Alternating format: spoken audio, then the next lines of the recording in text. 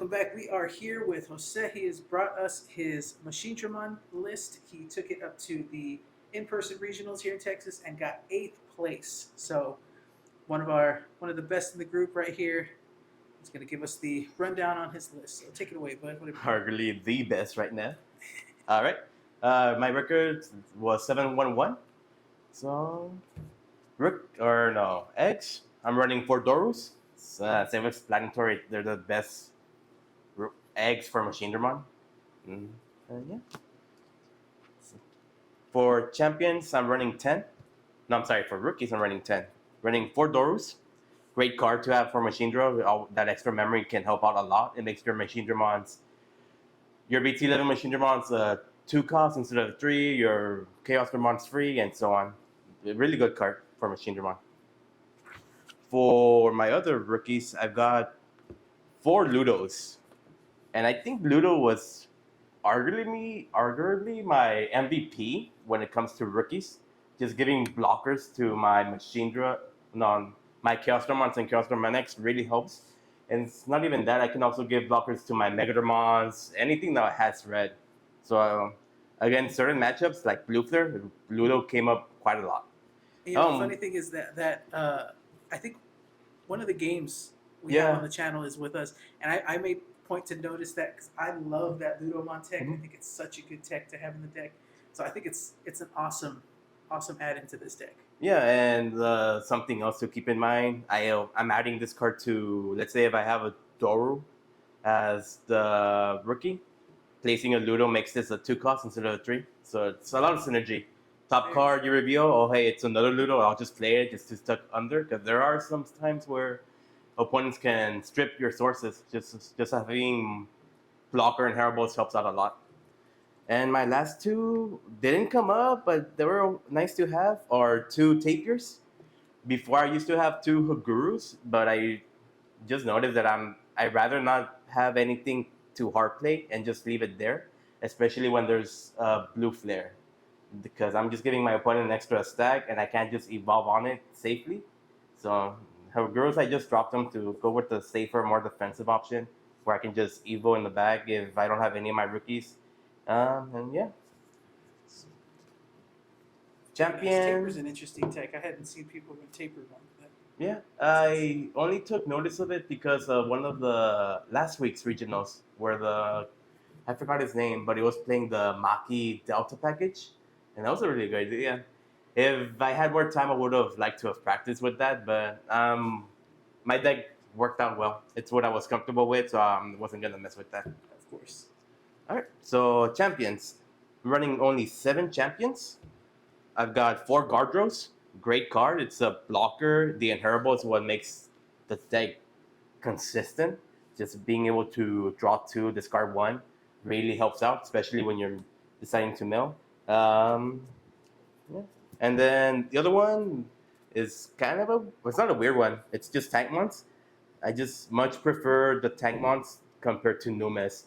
Yeah, there's a higher play cost, but I have more ways to utilize the Tankmons. My options when I can discard a Tankmon instead of Nume. If it comes from the security where I discard a Cyborg or Machine to delete something with play cost, I have a 6 cost I can just discard. I can't do those things with Nume. Nume is just when... That's what I like about Mulligan. I don't have to rely on hard playing a champion. Oh, I hope it lives so I can go up.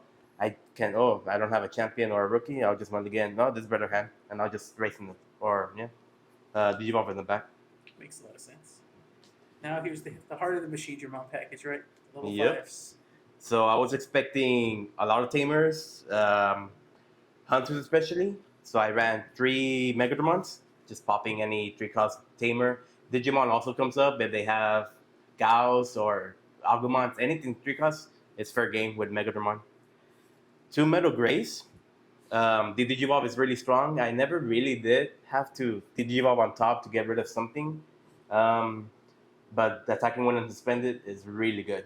Especially against, let's say, Blue Flare, Black War, Wargrey. And at one point, there was an Omni that I had to get rid of that was unsuspended. So, yeah. And same, let's keep going. 2 Metal Tyrannos. Something that you'll quickly see is that I don't run any Security Plus or Piercing. I'm mostly relying on my Metal Tyrannos to get rid of their security, and it's a much safer option when it comes to ultimates. Let's see. Yeah. 2 Gigadramons, and while I'm here, 1 Metal Tyranno. Metal Tyranno was nice to Digivolve, maybe search for a level 6, fill up my trash. But why I'm running 3 Digimon with reboot is because I want to see my reboots. I have more ways to get Blocker and Terrible with the Ludos. So I have more ways to, okay, I can swing, it has a Ludo on suspend, and it's a blocker during the opponent's turn. One thing I did do a lot was go have Gardra on the back, go into Gigadramon. Well, I would raise, go into Gigadramon for 3 costs, swing, has jamming, draw the 2, discard 1, and usually that would get me what I need. Even then, if let's say the Gigadramon died, I at least had more ways to go to raise up in the back again to build up. And one other thing was, if I didn't have the machine draw, I drew the machine draw. Okay, did you want the machine draw stands back up? It has reboot with blocker as well. One ofs, 1 Metal Gray plus 3K helps out a lot. Especially if I had to. X7s, who are a whopping 17, plus 3 helps a lot. If I have the Tapir, that's already plus 4. That makes my Chaos Ramon crash. And yeah. 1 Middle Mame, just the one. Destroying a 5 cost is good, really good. Especially if I digivolve like a Wargrave. No, not a Wargrave can work. Wargrave, Blue Flare, they still have the champion that can pop it with the Metal Mame when attacking. One Megadramon. So that's a favorite for me. Hey, yeah. 1 Megadramon just to have another way to get blocker. I can just raise in the back and so on. 1 Megadramon, another plus 2K, just to add on to my DP boost. And yeah, that's all the champions. I believe that's 14. No, sorry, ultimates, and I believe that's 14 ultimates, which is not low. I think average was like 13, 15. So it's around there. Yeah, I think it's within the average the deck usually runs. So nothing too out of the ordinary, except probably the extra tamer hate in there. You need to pop more tamers. I was expecting more hunters, but I only played against 1 hunter. Megadramons did not do much against memory setters. All those 4 costs. I did see some ties, like the blocker tie. Give blocker to one of your War Greymons, but it wasn't a lot. And I can't do anything against the mirror against analog lands either. So in this tournament, they didn't come up as much, but they were still nice to have. Especially, it's not just tamers, Digimon too. Yeah. Those scouts, especially. Yeah, they were just hard play to go wide and think to just slowly chip away. Yeah, or any sort of floodgate Digimon, like memory tamers that, or memory Digimon that block the EX1 if you're playing. Yep. All right, so on to Megas. Running, what is that, 8 Megas, 10 Megas? First up is BT11 Machinedramon. Only 2. I think 2 is a good number. 3 feels like too much. 1's too little. 4 is, you'll never want 4. Especially because there were a lot of times where I almost decked myself out as well. I don't want to. There's turns where you can mill 10 cards, and 10's a lot for a machine draw when you have guard rows to draw 2 and all that. So 2's a good number. 2 EX1 machine draws. At first I had it at 1, but I got a little worried that I might see Shine Gray or something, security control. So I just bumped it up to 1. It helped out a lot. Even for the effect of can't be deleted, just to raise it up. Yeah. One of my most important cards in the deck, 4 Chaos Ramons. I think 4 is the best number to go. You want to see your Chaos Ramons, even if you don't have a machine to evolve onto for 1. Being able to digivolve by 3 on anything, except anything that has protection, but that's only Blackware. But being able to digivolve by 3 is really good, especially if you combine it with the boss, Chaos Ramon X. That's another 3 that you can digivolve. The ideal build would be Machinedramon to Chaos Ramon for 1, Chaos Ramon X. Oh, okay, activate Machinedra, top 5, add something, or add it to my hand, trash the rest, Chaos Ramon, and then my ultimates I just milled, add them back. Yeah, Machinedramon, really good card. Would really happy about the card being released. Oh yeah, yeah. I think that really keeps the deck relevant Mhm. going forward, even. Especially the start of main effect. Um, tuck in a machine. Doesn't have machine or cyborg, I believe. Yeah, machine or cyborg. Doesn't have to be a cyborg. You can tuck in a Machinedramon piece you're missing. So let's say if I'm running, if I did, I'm playing against what's it called, security control or shine.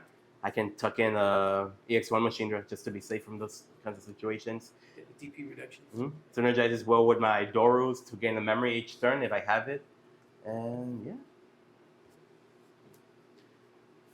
Tamers, 4 analog mans. 4's a good number. 3's a good number. I don't need any more. I don't want any less. Really good against the blue flare matchup, especially. And against red war grade that did come up on my second round. Didn't He left me at 0 security by turn 2 on game 1, but I was able to go into Curse on my next, Digiball, set up Analog Man's, and he could not take it from there. So I slowly shipped away. Yeah, Analog Man's good card. Recycle any of your unwanted level 5s. Usually the secret metal gray, the one that gives plus 3k. I'm never going to evolve into that, so that's always a go-to card to just pitch away. Options, I'm running 2 attack. Good card, great card. It won me a lot of rounds just by, oh, I already cleared your security, you have no blockers. Okay, activate, pitch, swing for game. Yeah. It did come up one time where I played, there was a Machinedramon, I think it was, I bottomed the Analog Man to play the Machinedramon EX1. I kept in my turn. This card gives rush to anything. It doesn't have to be on play. It just gives you rush. So I was able to do this to just pitch a card, give it rush, and keep going with my plays. So it rarely came up doing that kind of play, but yeah. Security effect, same thing that I was talking with the tank mons. It gives me just pitch any card to destroy something, anything. Well, not anything. 13 is my cap. I can't destroy anything up to 13. So it was like, ugh. Against those X7s, if this card did come up, which I don't think it did, but it was a good card. 1 super eradication attack. Combo solve real well with the Chaos from my next, where I can attempt to delete something on the field and on the board. Oh, my Chaos Stormon also tries the top part of security. Okay, so it makes my threshold a little bit smaller to try and swing over the game. It did help out when in one of my round, I think it was my last round, round 9, where they were at 3 security. They had Armor Purge, Decadramon, and nothing was just Decadramon. And I had my Chaos Dramon.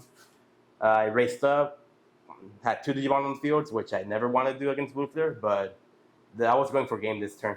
So Super Eradication, target my Chaos Dramon X, pop their Armor Purge. It doesn't destroy, but the Chaos Dramon still activates to trash the top card. Swing with Chaos Dramon, swing with my rookie, and then attack for game for 4 attacks.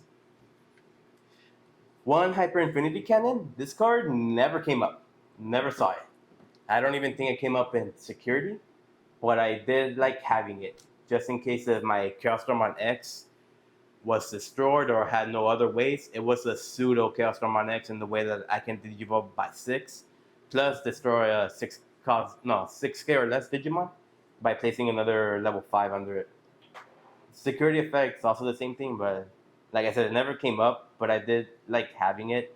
If I were to draw anything or change anything regarding the options, it would be discard to maybe just add either another super eradication like I had before or a 3rd attack. And 2 black memory boosts for my last cards. Adds consistency. It makes my mulligans a little bit safer. If I draw into a rookie, ultimates, and megas or analog mans, I can search out for any of my champions. But yeah, plus the 2 memory that they also give as a delay also helps out quite a lot. If they try to choke me at 1, I have 3 to work with. Okay. So you already mentioned, what you would probably change if you needed to change anything. Aside from the options, is there any ratios you feel you would change going forward? Going forward, for sure, we would drop Megadramon because we're Shine Grace looking like the top deck. They have no 3-cost tamers. They have 4s and 5s. I can't do much about that. Mirage, they do have, I think, 2 of their 3 tamers are 3-cost. So there is things to pop with that. Against Rare Knights, they play the Markets, the 5-cost, so it's not some. And I can't even pop because they don't run any rookies. They run 4-cost champions. Even the Porkumon, the champion, it's a 4-cost, I think. Mhm. So there's no. It's a card that I can drop down to 2, maybe even 1, but I would say 2 because I do think Mirage is going to be one of those popular picks. So, in going back to the tournament, what would you say going in was probably your easiest matchup, and what matchup probably gave you the most headache? It's weird, but my easiest matchup was Blue Flare. But the one that also gave me the most headache was Blue Flare.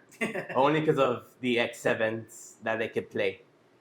Two of my 3 opponents ran the X7. So getting X7.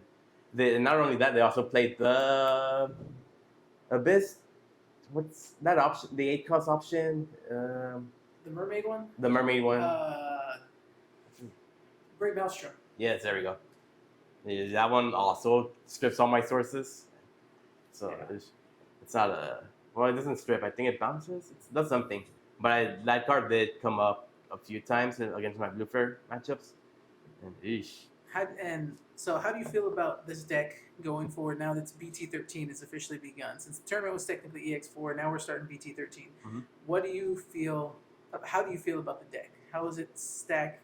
Does it still keep its place? Does it go up? Does it go down? How do you feel about it? I think it still keeps its place, maybe a bit lower, but you do have to change the deck, especially against Shine. You would, if anything, drop the BT11 Machinedramons and go more into EX1 Machinedras, just to have a stickier level 6 on the field. Yeah, I agree with that. I think the same. I think Machinedramon isn't going anywhere. I think it's still relevant. So, any final words before we wrap this all up? No, I just want to thank everyone that I played against, everyone at McAllen, everyone at Harlingen as well. All those guys, they've all been good to me. I started this game from the very beginning, since pre-release when they came out in November. Me and Ivan started this game, and it's the first time. It's my 3rd or 4th regional in all, and topping 8 is a really cool accomplishment. Oh yeah. That was a great accomplishment. Congrats to you. That was amazing. I mean, you crushed it. It. Out of all the group that went from down here, you placed the highest. I mean, it's the most awesome. the most unlikely. Well, not the most unlikely, but I didn't expect myself to do that well. But yeah, and I've been playing Machinedra from EX1. Yeah, I've been playing Machinedra for a long time. I've tried different builds, and this is what I like playing. Yeah. I play those. I'm like you. I play those. Rogue. I play the Rogue. I play the Galactics. I play the Dark Knights. Yeah. I was this close to playing Dark Knight, but I'm glad I did it. Yeah, good thing you stuck it out. Well, thank you, brother, for coming on. Thank you for sharing the deck lists. Congratulations again. You were awesome at it. And, it's fun having you on. And, of course, obviously, you're on the podcast, too. I'm not sure which one of these is coming out first, either the podcast or the deck profile. I'm going to try to get the podcast out first, so chances are anybody watching this, you've already seen him on the podcast. Mhm. But, First time on camera, I think. Well, I guess technically the in video person. podcast. Yeah. But, a lot of fun. Thank you, bud. Thank you. Appreciate you. And thank you all for watching. See y'all next time.